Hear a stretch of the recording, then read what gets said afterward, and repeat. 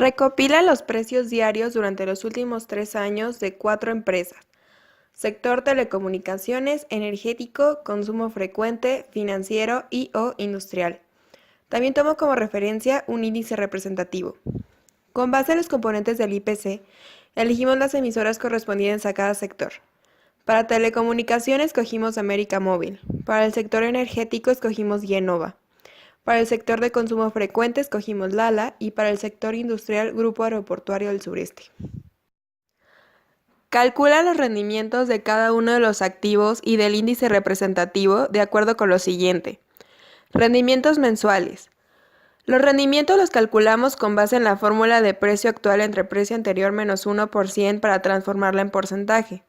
Para calcular el rendimiento promedio anual, obtuvimos el promedio de los rendimientos calculados y los multiplicamos por 252. Para el cálculo del rendimiento geométrico mensual, lo que hicimos fue sumar 1 a todos los rendimientos aritméticos, como se puede ver en la columna Z. Obtuvimos el producto de esas sumas para posteriormente elevarlo a 1 sobre el número de datos. En este caso, 753, y ese resultado restarle 1. Calcula la varianza y la desviación estándar de los rendimientos mensuales de cada uno de los activos y del índice representativo. La varianza es una medida de variabilidad o dispersión que indicará justamente la variación de una distribución, distinguiendo a través de un valor si las diversas puntuaciones de una variable están alejadas de la media. Para el cálculo de la varianza, con la función var de Excel seleccionamos los rendimientos aritméticos y los multiplicamos por 252. La desviación estándar también indica qué tan dispersos están los datos con respecto a la media, pero es más fácil de interpretar con respecto a la varianza porque la desviación estándar no está dada en unidades cuadradas.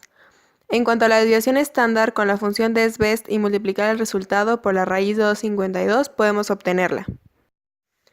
Calcula la varianza del coeficiente de correlación entre los rendimientos de cada par de activos. Te recomendamos utilizar la tabla de varianza y covarianza como la que utilizaste en tu actividad de la unidad 1. El coeficiente de correlación indica la cercanía de una relación lineal entre las variables, mientras que la covarianza permite ver la variación de ambas variables aleatorias respecto a su media. Cabe destacar que ambas son muy parecidas, ya que la correlación es la covarianza, dividida por las desviaciones estándar de cada variable del par.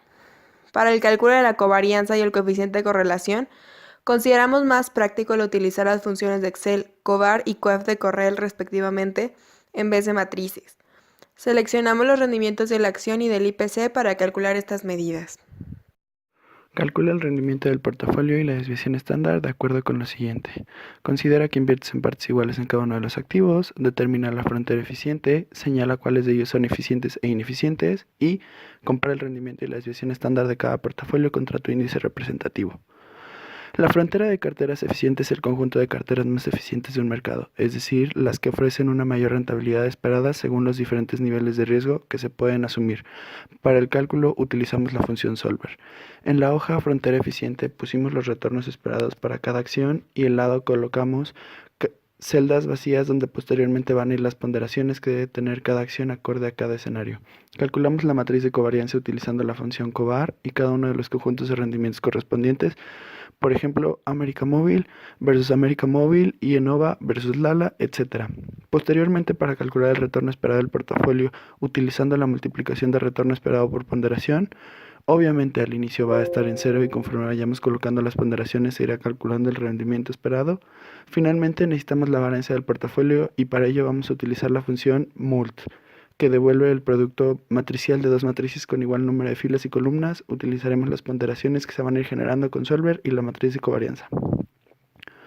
Posteriormente elaboraremos una tabla con desviación estándar, rendimiento esperado y beta para ir vaciando los datos. Con la función solver vamos a establecer de celda objetivo los rendimientos esperados de cada portafolio con el mínimo de riesgo, cambiando las celdas variables de las ponderaciones de las acciones que conforman el portafolio. Con respecto a las restricciones, el rendimiento del portafolio debe ser menor o igual al rendimiento esperado. Las celdas de las ponderaciones deben ser mayor o igual al 0 y las ponderaciones deben sumar 1. Así fuimos calculando los escenarios, variando la restricción referente al rendimiento esperado. Para el cálculo de la mínima varianza cambiamos la celda objetivo a la varianza del portafolio y seleccionamos mínimo. Esto nos va a dar las ponderaciones que deben tener las acciones para el máximo rendimiento con el mínimo riesgo y anotamos los resultados en la línea que dice mínima varianza. Calcula la pendiente de la línea del mercado de capital, CML, considera una tasa libre de riesgo de 3% del rendimiento esperado del portafolio y la desviación estándar de las ponderaciones señaladas en el inciso B del punto anterior. La línea de mercado de capitales Capital Market Line es la línea tangente trazada desde la rentabilidad del activo de riesgo hasta la región factible de las carteras de mercado en su frontera eficiente. El punto de tangencia representa la cartera del mercado, llamada así, ya que todas las inversiones racionales deben mantener sus activos de riesgo en esa proporción. Por tanto, las alternativas de inversión eficientes para el inversor serían la CML hasta el punto de tangencia y la frontera eficiente del mercado, de ahí en adelante en función del riesgo que esté dispuesto a asumir. En teoría debemos calcular el rendimiento del CML con la ponderación del portafolio y del instrumento de deuda. Utilizamos la fórmula de ponderación del portafolio, rendimiento esperado bajo el rendimiento del portafolio Sharpe más ponderación de CETES por tasa libre de riesgo. Para calcular la desviación estándar se utiliza la ponderación del portafolio por la desviación estándar de Sharpe. Para graficar se utiliza el rendimiento del Capital Market Line y el rendimiento esperado. Nosotros no pudimos calcularlo, pero en teoría así es como debe calcularse. Determina la medida Sharpe y Traynor para cada uno de los portafolios señalados en el punto 5. Considera para ello la tasa libre de riesgo de 3%. El ratio Sharpe mide numéricamente la relación rentabilidad-volatilidad histórica de un fondo de inversión.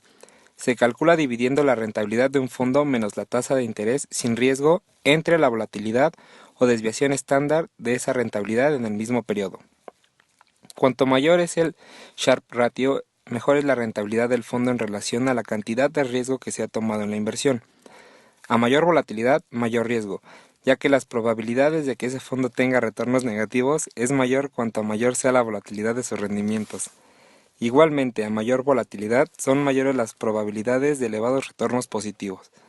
Por eso, cuando la volatilidad del fondo es grande, mayor es el denominador de la ecuación y menor es el Sharpe. El ratio Traynor se basa en el modelo teórico del KPM y parte de la misma idea que el ratio Sharpe. Se tenía en cuenta el riesgo total. Ahora con el ratio Traynor se considerará solo el riesgo sistemático. Por lo tanto, mide el diferencial de rentabilidad que la cartera o fondo obtiene sobre el activo libre de riesgo, por unidad de riesgo, pero en este caso representando este riesgo por el coeficiente beta.